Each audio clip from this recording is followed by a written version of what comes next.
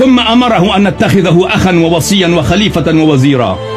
پھر اللہ تعالیٰ نے مجھے حکم دیا کہ تو علی علیہ الصلوۃ والسلام کو اپنا بھائی، اپنا جانشین، اپنا علم بردار، اپنا مشکل گشا بنا لے. فعلی منی وانا من علی، تو علی علیہ السلام میرے ہیں اور میں علی علیہ السلام کا ہوں. وہو زوج ابنتی، اور وہ میری بیٹی کے شوہر ہیں.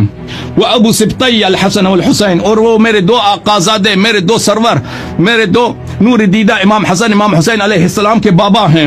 الا وان اللہ تبارک و تعالی جعلنی وایاہم حججا علی عبادہ. مسلمانوں جان لو،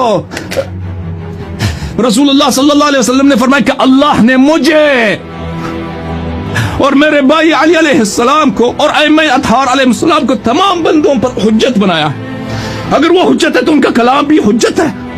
یہ کوئی ذلیل آ کے کہے کہ ان کا کلام حجت ہے، مجتہد حجت ہے.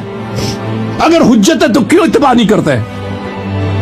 تم جھوٹ بولتے ہو کہ تم اس کو حجت سمجھتے ہو. تقلیدی میری بات سنو، اگر تم اس کو حجت سمجھتے ہو، سیستانی کے فتوے کو زیادہ حجت سمجھتے ہو یا کلام اہل بیت علیہ السلام کو حجت سمجھتے ہو؟ دنیا جانتی ہے کہ تم کلام اہل بیت علیہ السلام کا تمہیں پرواہ ہی نہیں ہے، ان کی حدیث کا تمہیں پرواہ ہی نہیں ہے. تو